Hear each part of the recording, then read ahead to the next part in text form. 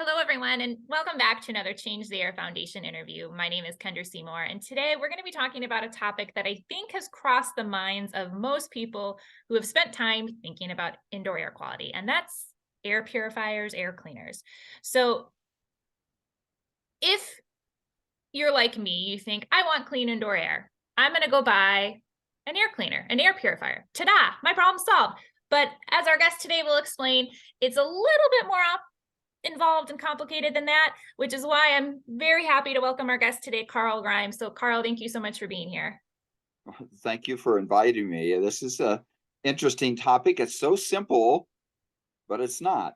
I Yeah, mean, the idea is simple, but the explanation can sometimes get a little complicated and people get freaked out by the complication.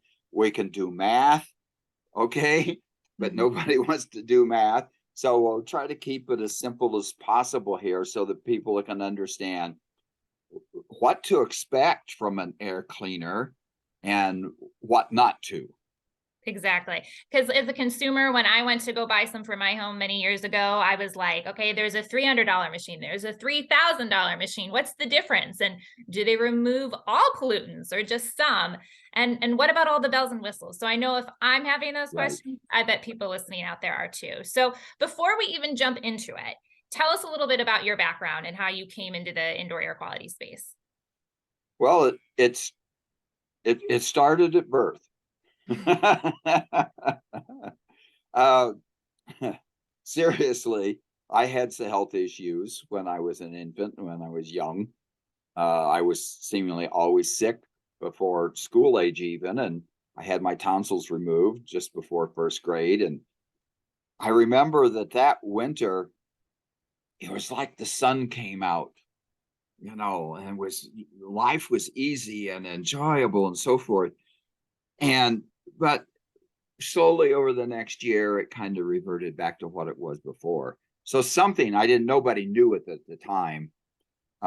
Something was going on. I had a bout of candidiasis in third grade. I missed over a month of school. I was on over 30 pills a day. Mm.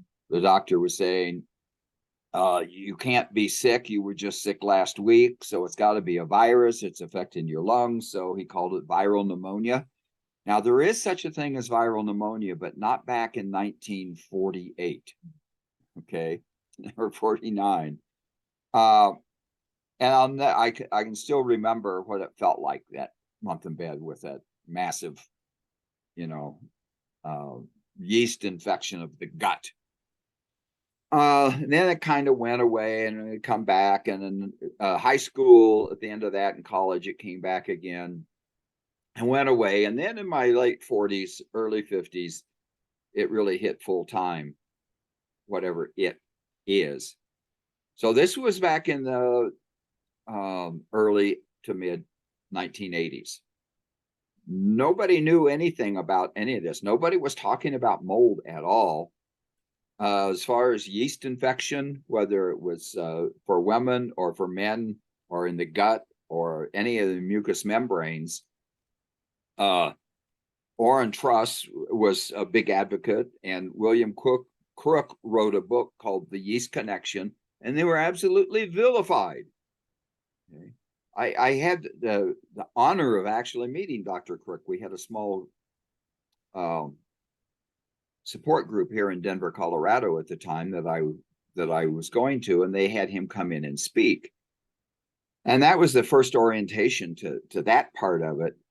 It wasn't until I kept getting throat infections that looked like strep, and the doctor would always take a throat culture, and it was like once a year, and then it was like a couple times a year, and slowly over time it was like every month, and then they put me on antibiotics. It'd go away, I'd go off antibiotics, and it would come back in just a few days. And finally my GP said, I just heard this talk by another doctor over at the hospital. They're kind of medicine for lunch kind of thing. He says, you need to go talk to him. And I said, well, what kind of doctor is he? And he said, he's an allergist. And I grew up in the farm country of Illinois. allergists were quacks. They Mhm. were communists, as a matter of fact. Okay. So I said, no, I'm not going to go see an allergist. And he says, well, then I'm not going to give you any more antibiotics. So he forced my hand. I went. Within 20 minutes, he had explained what was going on, why I was feeling the way I was, what to do about it. He put me on an antifungal. At that time, it was nystatin. Nizoral was approved in France, but it was illegal in the U.S. Okay, so anyway, he put me on that, and it was a really rugged time because I was so overloaded with it that when I would react to the toxins produced by it, if it's growing and amplifying, and then if you kill it, it did the same thing. So I'd react to that. So it was a little bit here, a little bit there, and it took almost a year to get it back down. And then there was the most interesting phenomenon happened. As that went away, it was like clearing a smoke-filled room, in that you take away the cigars and, oh my goodness, that's so much better. But then there's the cigarettes, and this, oh God, the cigarettes are still here. So you take them away, and then it's like, oh, well, I still smell it. I'm still reacting to it. And it's the residue. So what was happening was masking, which Dr. Claudia Miller has a lot of information on that. It's something that's so dominant that it's basically covering up not only the awareness, but the reactions to the lesser things. It's kind of like having a paper cut. And then if you slam your finger with a hammer, you don't feel the paper cut anymore. Okay. So to jump ahead, I started reacting to almost everything. There was only a few foods I could eat.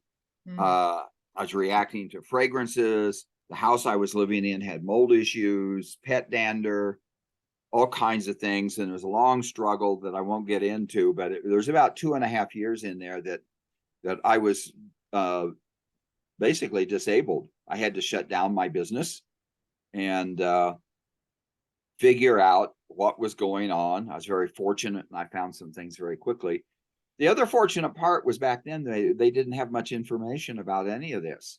Yeah. So I didn't get confused in this whole maze of this opinion and this thought and that thought and this doctor and that doctor and everything else, and trying to sort my way through it. There wasn't much to sort through. And I was fortunate that I had got off to a good start. So there was about that 2.5 years to figure out more what was going on. I had to figure out what are the different kinds of things that I'm reacting to, how to identify it. The only treatment was avoidance. At that time, the doctor I was going to had some neutralizing drops, sublingual type drops that could help stop some of the reactions and that sort of thing. That helped. It was basically time. And I was still not totally disabled, but still pretty much so. There was another 10 years in there before I could reach the point where I could work full time. Wow. But not always on demand. I could still work more than 40 hours a week, but I didn't know it was going to be 40 hours straight or it was going to be 40 minutes. So what's important after that is that one of the doctors, I have many doctors I was going to, said that I was one of the sickest people he was working with, but I was only one of a couple that was recovering. I didn't feel like I was recovering, but he said I was. And he said, look, I've had some problems myself with this. I've got patients who come in, they'll in reaction. I can stop their reaction, but then they go back home and they react again.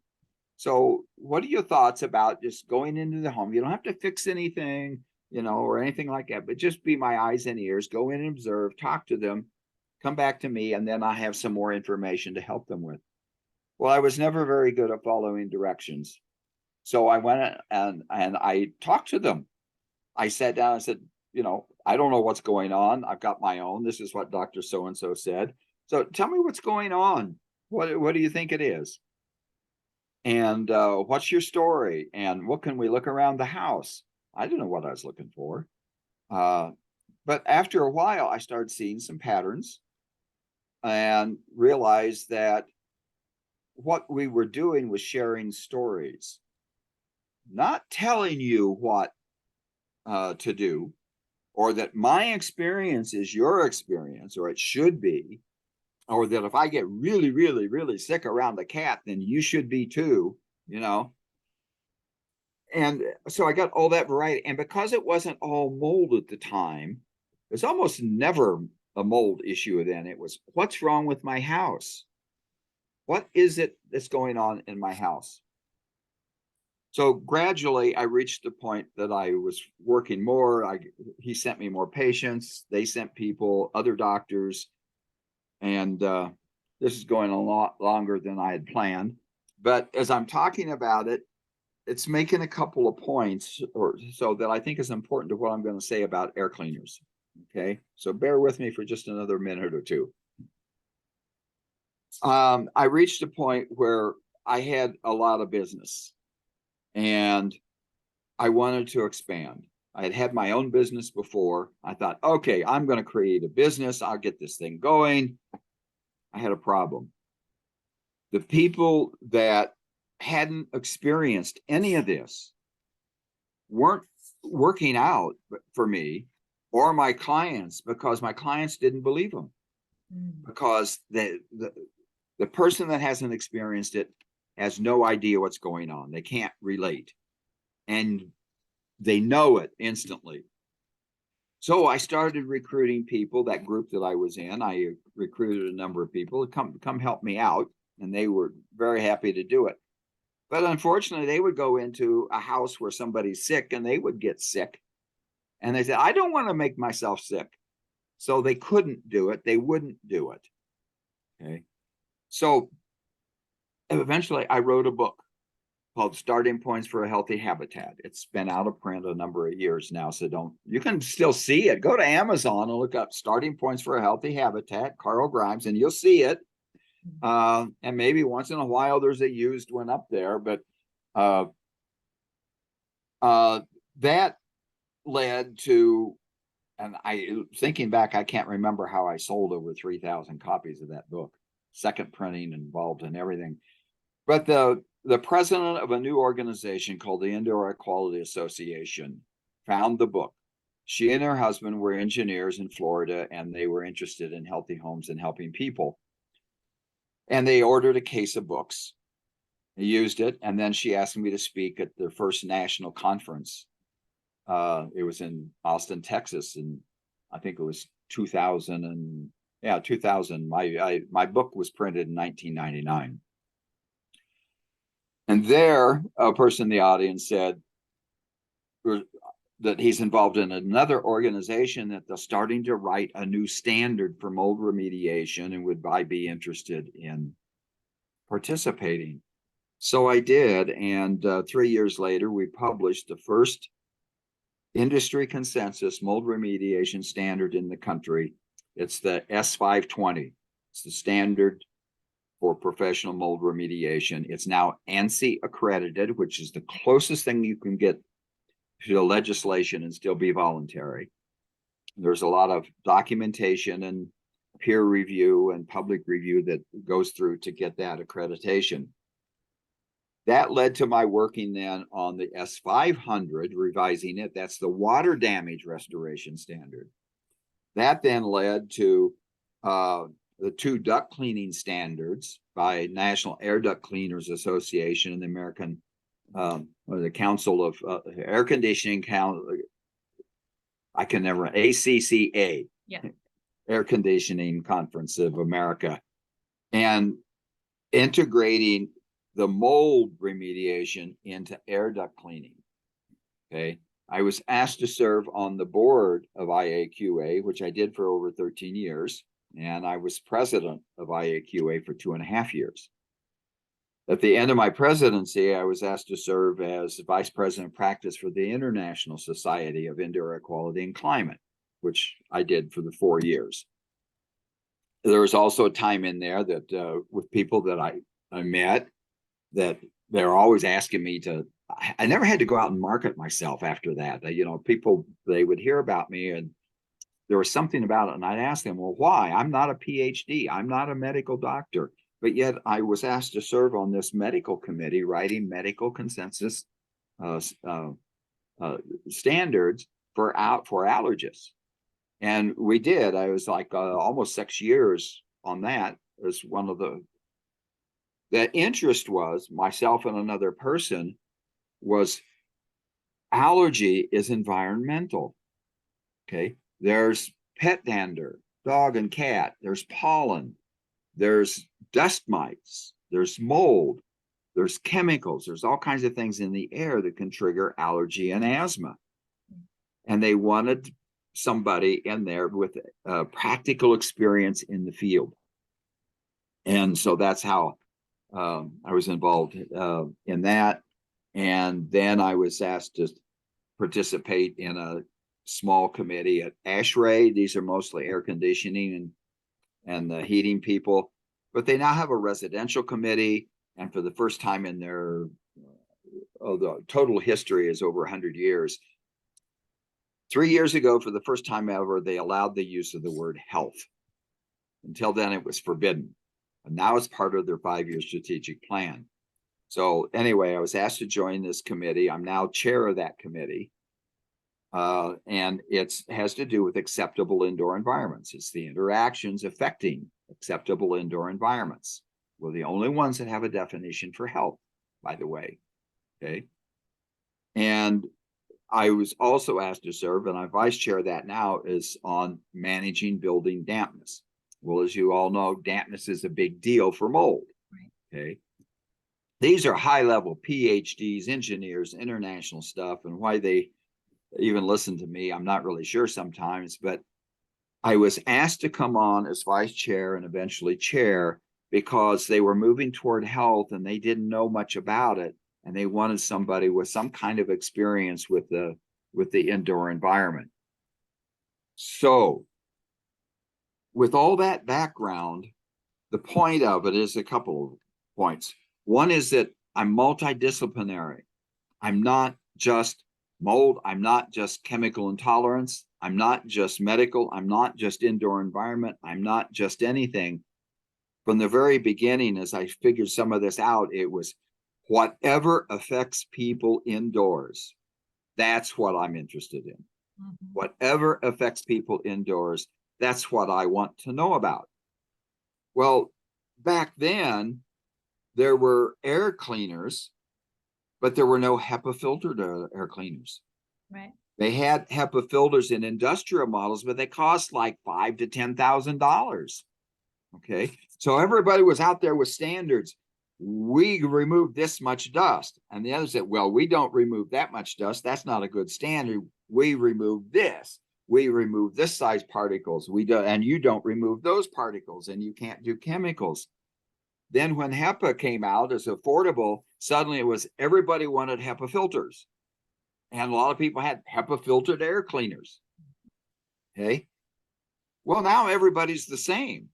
So if I'm selling HEPA filtered air cleaners, how am I different than yours so that I can sell mine and you can't sell yours? So people started coming out with new things like, HEPA filters, well, they go down to 0.3 microns at 99.97% at 0.3. Ours can remove particles as small as 0.1 microns. Okay, and then somebody else said, well, ours can go as small as 0.01 microns. It's like, name that tune. I can name that tune with 3 notes. Well, I can name it with 2 notes. So they got into this whole competitive. Then they came out with hospital grade HEPA. And then they've got ULPA. And then they've got all this other stuff, whatever it is, any way to differentiate themselves. And you know what it is? HEPA is HEPA. There's no difference from one brand to the other as far as the HEPA filtration. There's only about 3 companies in the country that even make HEPA filters. Yeah, that's crazy. And there's like 20, 30, 50 companies that use HEPA filters. Well, and so that's coming up to what kind of filters do and how do you select them? Yeah, so let's get into the meat of it then. So I think my first question, is helping the consumer, what is the first thing they need to understand when they start researching or thinking about buying an air cleaner? Because it's about understanding your goals first, right? Because you want to match your goal with your machine. So maybe let's start there. What do they need to think about at the very beginning of all this? Okay. First thing is, usually I start with, well, what do you want to remove? Particles or odors? Yeah.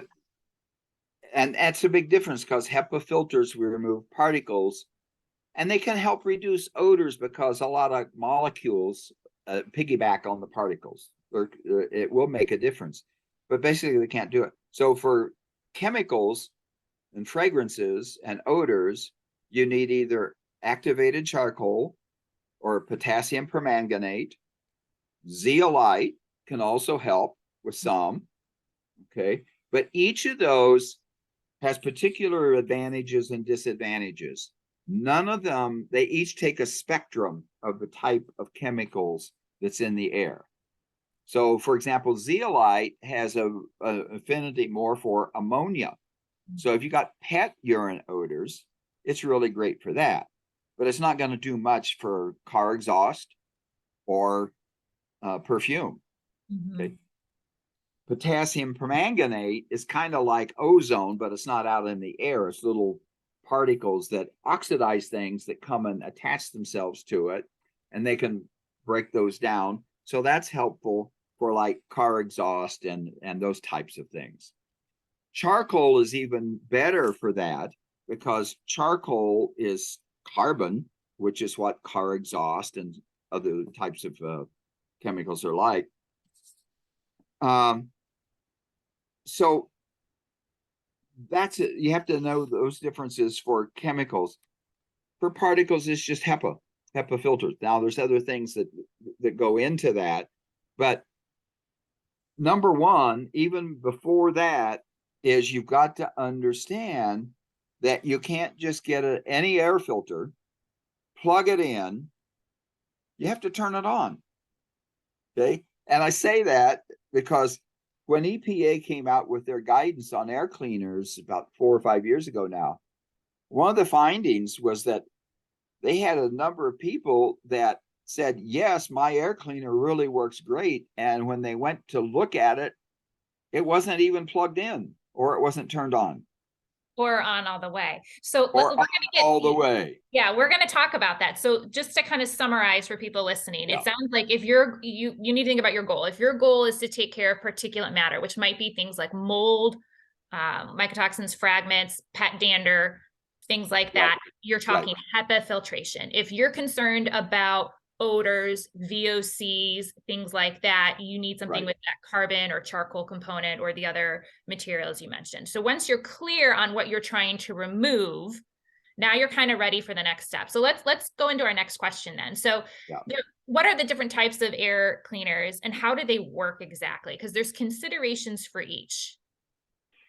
Yeah. So basically, well, the one type of air cleaner that we haven't talked about is the ozone, hydroxyls, UV, PCO, those types that don't remove anything. Their benefit, or their claimed benefit, is that they alter the contaminant, they alter the pollutant. Okay, so that it's not mold anymore. It breaks down the chemicals so that it's not that chemical anymore. The problem there is that it's never been validated. Those claims that they make have never been validated by anybody other than themselves. Now, that doesn't mean you're not going to get benefit from it. It just means you can't validate it. Okay, you don't know, you can't predict. And they are also recognized, and what has been validated is that they get partial breakdown of these chemicals, so they end up with a lot of byproducts. Mm-hmm. Plus, it generates a lot of this ultra fine particles that's almost a gas that go deep into the lungs and into the body. So there are some perceived benefits to it. I've actually been sued by one of them for saying some of this, but none of them have ever been able to validate it. And 3 years ago, an international group of scientists studied this and looked at it, and they came out and said that they did it in a way so that they can't get sued, and basically said, go back to that manufacturer, that company, and insist on getting independent validation of their claims. Okay. Now, HEPA filters have independent validation. Right. What they remove and how they're removed has been validated for 75 years or so. And that's 99.7% down to what, like 0.3 microns? That's the legal definition, right? That is the conventional believed misdefinition. Okay. It's a misdefinition because how that filter is rated, and I'm going to get a little geeky on you here, okay? Please. How that filter is rated is, it goes back to the 1945 with stopping atomic particles when they're developing the atomic bomb and stuff. That's when HEPA was developed, okay? They needed to stop particles at the 0.3 micron size. So they found this substance that would put out 0.3 micron particles. And they developed filter media that would remove 99.97% of those, which is basically if you put 10,000 particles through it, you've got to stop all but 30. It'll let 30 through, but all the rest. So that's how it is. So what they didn't realize, and the IAQA research committee is the one that really broke this out about 8 years ago now.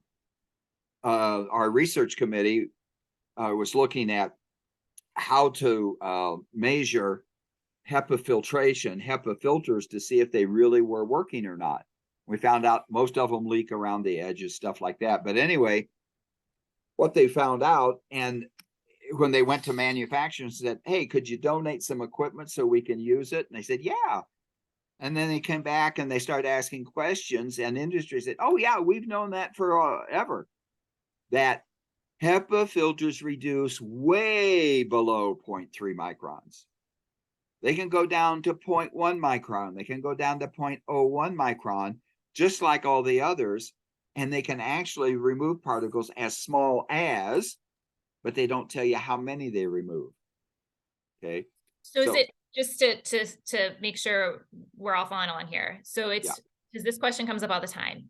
People will say HEPA filters work only down to 0.3 microns, and you're clarifying that misconception, saying that HEPA filters do in fact capture particles smaller than 0.3 microns. It's just not at 99.7% efficacy, I guess.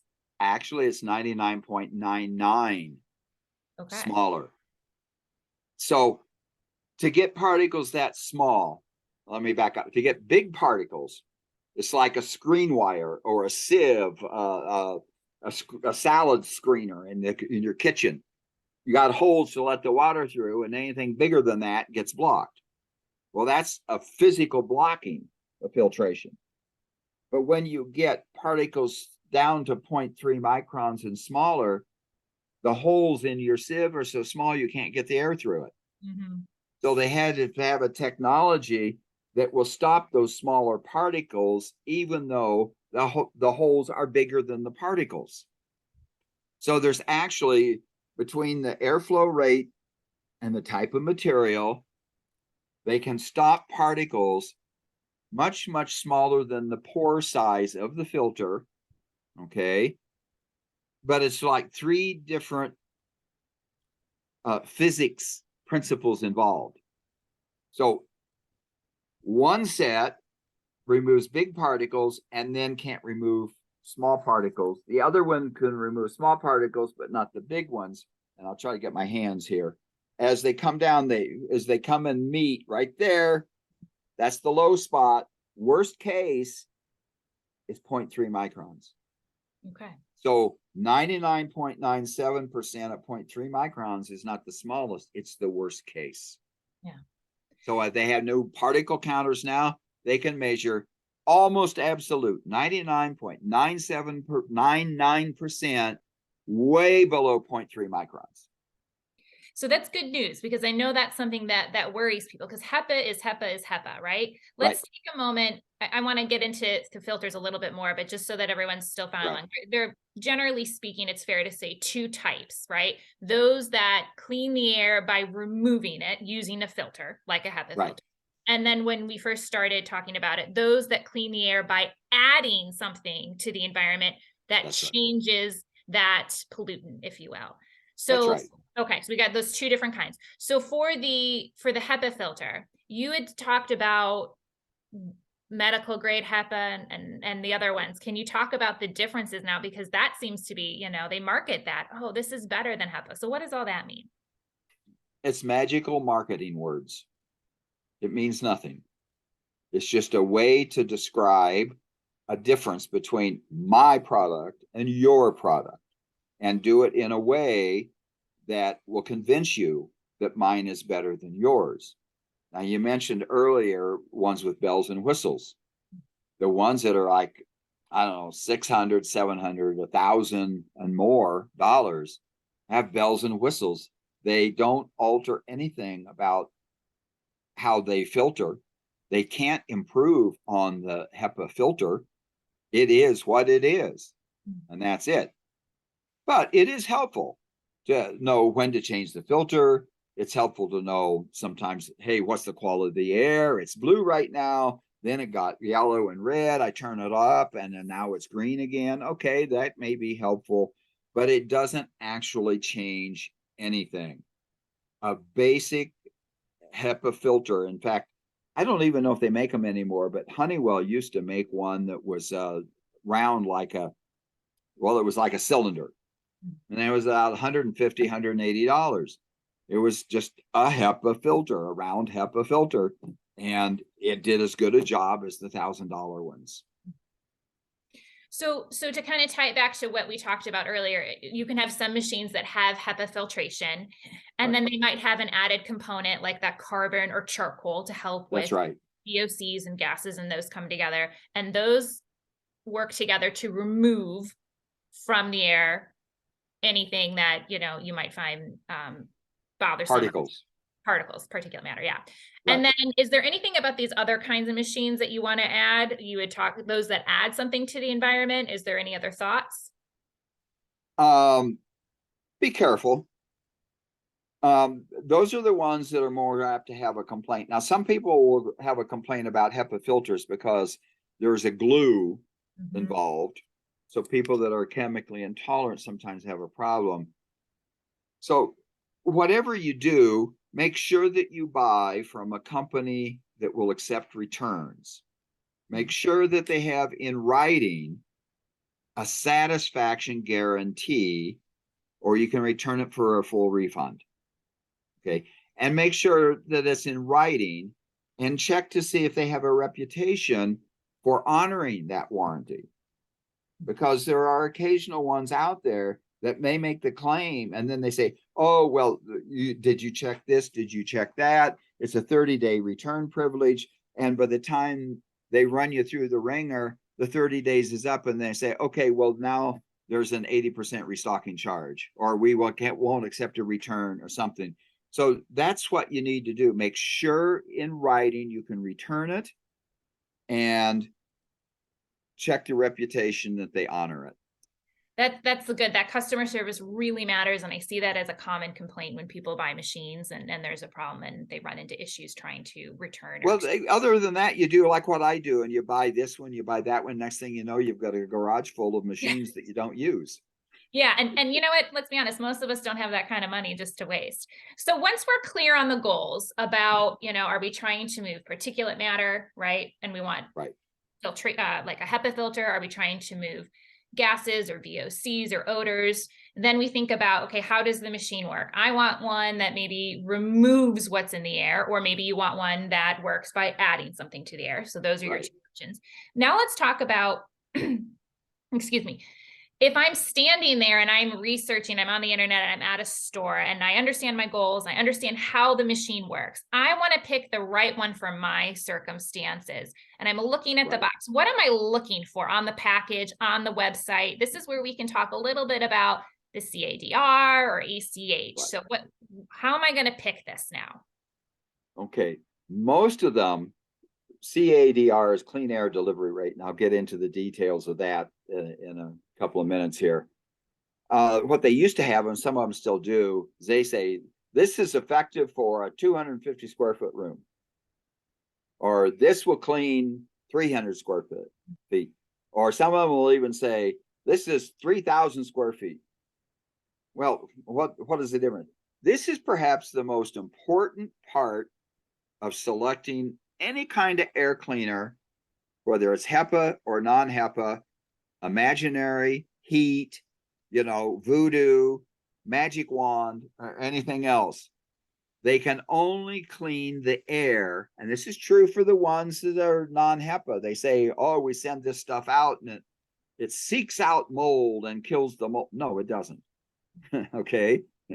Everything happens inside the box. Okay. The only thing that comes out of the box is air that has been filtered or altered. So you get whatever air comes in, that little bit of air comes back out clean air. It immediately mixes with the dirty air and moves around, circulates, and you keep blowing it in and you circulate. So the air right next to the air cleaner is really, really, really, really clean. But back in the far corner, 15 feet away, hasn't even been touched. It takes time to circulate the air so that air in the far corner can even migrate over and come through the device. Okay. And in the meantime, all that clean air that's gone out is being mixed with the dirty air. So it's a long-term sequential process of getting the air cleaner and cleaner and cleaner over there. Okay. So you're diluting it, right? You're diluting this bad air with clean air, and hopefully at a rate high enough that your overall environment and your indoor air ends up cleaner. Yeah. Now, here is, I'm going to give you numbers. I'm not going to go through the math. Okay. I'll spare you that. But this is where we get what's called an air changes per hour. And I'll tell you what that is in a minute. But first, independent studies by manufacturers and others have found that you need to have 5 to 6 of these air changes per hour for a 50% reduction of particles. Just half. If you want more than that, you can go up to about the maximum, which is 10 to 12 air changes per hour for an 80% reduction, but you're never going to get much above that, and you're not going to get 100%. Okay. So that air changes per hour, you take the room, how much air is in the room? It's the volume, the length, the width, and the height. So you've got cubic feet in there, and air cleaners are rated at cubic feet per minute. Okay.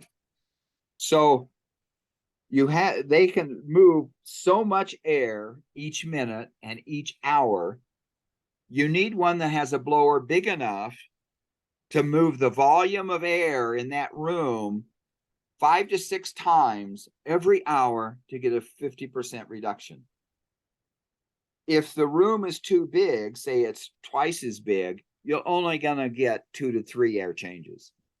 But if you put that same device into a room half the size, you'll get double. You'll get your 10 to 12.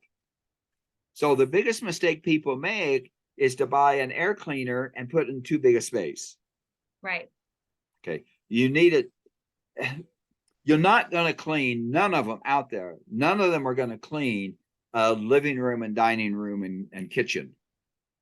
Okay. They're going to clean a bedroom, a regular sized bedroom, not a bedroom in a McMansion. Okay. Mm-hmm. So roughly 200 CFM, 250 CFM is a typical airflow rate for an air cleaner. And you're going to get 5 to 6 or so air changes per hour in about a 300 square foot room. So that's just a rough rule of thumb. There's a way to do it mathematically, but basically if it says 250 square feet or 500 or 1,000, they're rating those at like 2 air changes per hour. So to get 5 to 6, you're going to have to go into a room half the size. So you really need to pay attention to the size of the space that you're putting, you right. want to use this machine in, and make sure that it matches. Otherwise, that's right. it's not going to be anywhere near as effective as you want it to be. That's if you know that you need that. And to be quite honest, what EPA found, and I found with my clients, is you all typically don't need 50% reduction to derive benefit. Mm-hmm. Sometimes you only need 2 to 3 air changes per hour, and that's enough for you. And that's another concept that's hard to understand with the air quality, and particularly with mold.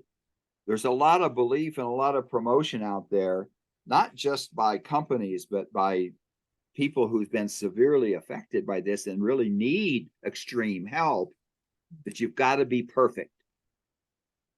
99% of what is needed is good enough. And what's good enough for me may be 10 air changes per hour. Good enough for you might be 20. Good enough for somebody else is 2. So that's another reason for making sure that whatever you buy on trial, so that you can return it, because you're not going to know until you try it, because you cannot predict. So then when I've seen on the box that CADR, so right. How does that come into play? Okay, so that's clean air delivery rate. And that was developed, I don't know, 10, 12 years ago by AHAM, the American Home Appliance Manufacturing Society. They are an industry organization for home appliances and air cleaners. They took on that task. And a group of scientists, Richard Shaughnessy at University of Tulsa was one of those, and there are some others too. They went in and said, okay, can we measure? We know what HEPA can do to the air that goes through it, but what can an air cleaner do in an actual room? Mm-hmm. And this is the power of CADR, because everything else is measured in a lab. Right. They've got an environmental chamber that's about 30 cubic feet, and they put something in there, chemicals or otherwise.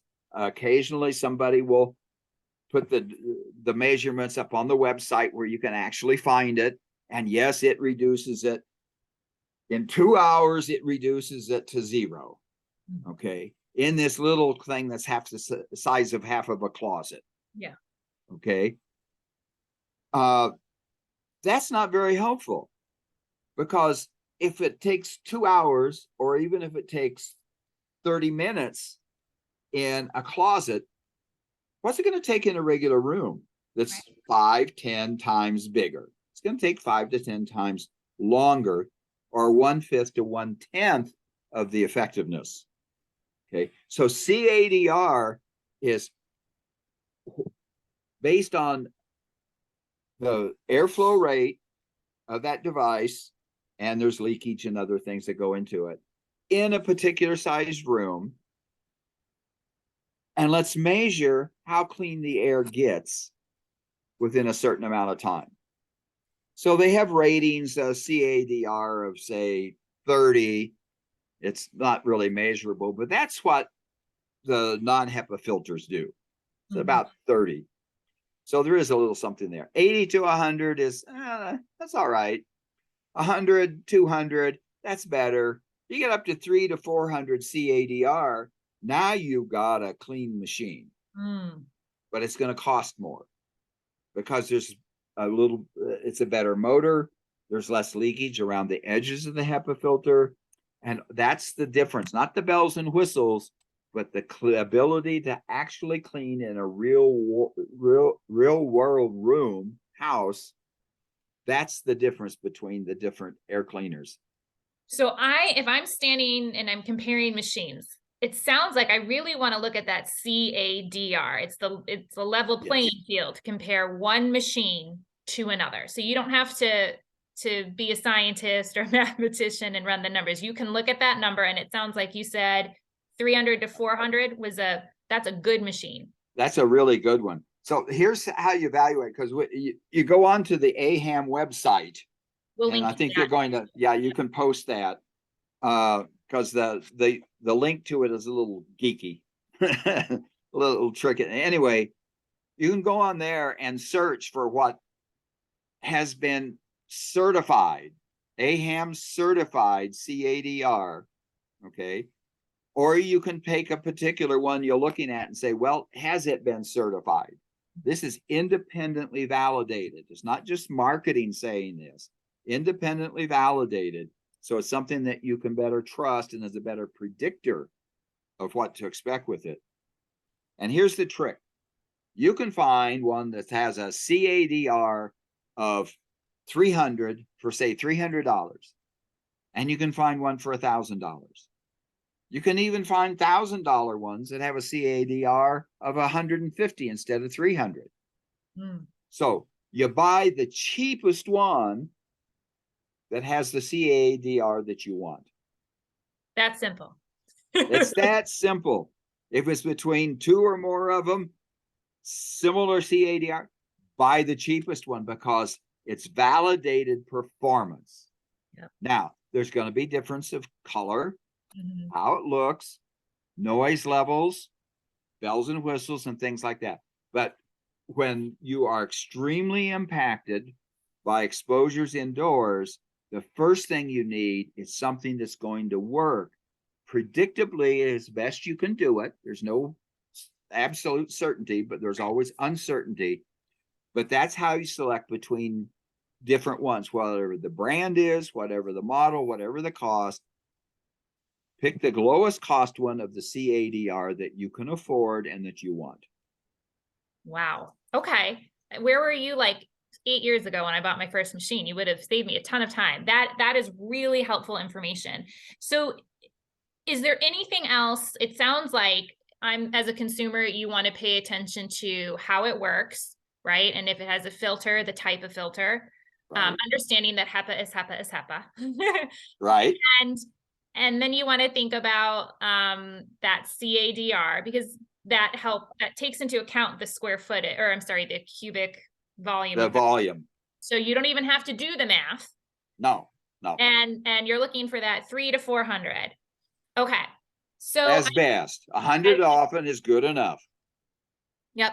And we should have started a caveat. I do have to say that, if you have an area that needs to be remediated, an air cleaner is not going to take the place of proper remediation. So you always want to, focus on source removal there, but we don't need I want to talk about that point because Sure. It's really important, because a lot of people think all they have to do is plug it in and it's going to somehow magically clean. No, it's not. None of them can clean a surface. Right. None of them can clean the air that doesn't go through it. It can only clean the air that actually goes through the air cleaner. Okay. So, and because of all of this 8 and 5 and 6 ACH, whatever that is, and 10 to 12 ACH and CFM of the blowers and the CADR and everything else, you have to get the air to go through it. And that means that it's more of a final polish to the air, not fixing the air. Now, sometimes they can help as a band-aid until you can do something to remove the source, to get it off the surface, remove the mold growth, get spore counts down or the dust out or whatever it is. But so you can use it as a short-term band-aid, maybe. But once you do everything else, if you still need a little bit more, that's when an air cleaner can really help. But it's not a replacement for mold remediation. Well said. And thank you. That's a really important point. So I know we're almost out of time and everyone's sitting there and they're just going to say, ask the question, Kendra. So Carl, I'm going to ask you, are there particular brands of machines that you have found helpful in your situation? Yes and no. It depends. Okay. And I can't tell you or anybody else because I don't know how big your room is. I don't know if you need chemicals or particles and how much. I don't know if you got a lot of good natural ventilation or not. And most important of all, I don't know how sensitive you are. I don't know how severe your reactions are, to what level, and I don't know how long your reactions take to subside. Yeah. So I don't know. I have to know those things. I have to know exposure. I have to know susceptibility, and I have to know the impact, how severe for how long, before I can do those kinds of things and give you a work plan. For example, I'm not soliciting. I don't. Okay, but that's possible, and I've got tools now that we can measure these different kinds of things, not just my own opinion. I can validate some of this stuff, okay? But you got to know the combination of the exposure and the type, how much, what do you react to? Because you can have top poison in there, but you don't react to it, and there's no complaint, there's no symptom, there's no harm. You have to have exposure and you have to have susceptibility. Okay. So I think for anyone listening, that's why we wanted to take the time today to kind of walk you through, and how these machines Right. work, understanding your goals. Because to summarize again, because I know this is probably a lot, if you are looking to buy a machine, ask yourself what your goal is. Is it to remove particulate matter, or is it to remove gases and odors and VOCs? Some machines can do both. Once you understand that, understand how the machines work. Do you want one that works by removing the pollutant, or by adding something to the environment? Once you're clear on that, it sounds like with all the other stuff, if you focus on the CADR, you can compare the machines easily and pick the one that has the CADR that matches your budget for the cheapest price, because the other things are bells and whistles. And if you care about color or some of those other things, then and you have the money, great. But it comes down to kind of understanding those steps and your budget and your situation. That's right. We're just about out of time. Do you have anything to One add? quick thing about CADR, there's information out there that there's now an attempt to create a CADR, an equivalent for the non-HEPA air cleaners. But so far, they haven't succeeded. Maybe they will. Maybe they'll come up with some kind of alternative to the particle removal, but that's not there yet. And so until that time, nobody has independently validated the clean air capability of these devices like they have for the HEPA filtered devices. And that's really an important point, because today we wanted to talk to you about things that were validated so that you can trust that. We have tools, there's the science there to support it. So Carl, last question, if someone wanted to follow up with you or get into touch with you, how would they do that? My email is my last name, Grimes, Grimes, at habitats.com. That's HABITATS.com. Make sure you put the S on habitats. And I have a spam filter that will prompt you and say, oh, we've got a spam filter here. Authorize it by doing this. If you don't, I'll find it and I'll authorize you. But that's the way to get a hold of me. Well, thank you so much for this. I as a consumer, I so appreciate having someone break this down for me, because it is very overwhelming. I don't have an infinite amount of money to make mistakes and trial and error. So really understanding this at a deeper level takes, a load off my shoulders, and I'm sure it does for everyone listening. So thank you, Carl. You're welcome. Just remember, there's opinions, and then there's opinions with support. I tried, because of my background of being a victim myself and also in industry and research, I can combine and integrate that, and I use all those tools to do just that. I don't want opinions, because of your opinion, it's not my opinion, and we can't talk about it. We can't discuss it. You can't discuss opinions, but we can discuss the reasons behind the opinions. And that's what everybody needs to do, whether it's air cleaners or anybody else, in taking care of themselves indoors. Well, thank you so much. I love that final thought. For everyone listening, if you found this interview helpful, do me a favor, head on over to our website, changetheairfoundation.org, and sign up for our newsletter, because it really is the best way to get great information like this directly to your inbox. Thank And you. I really appreciate the opportunity. Thank you. No, thank you, Carl. I appreciate this so much. Have a great one. Take care. Okay, bye.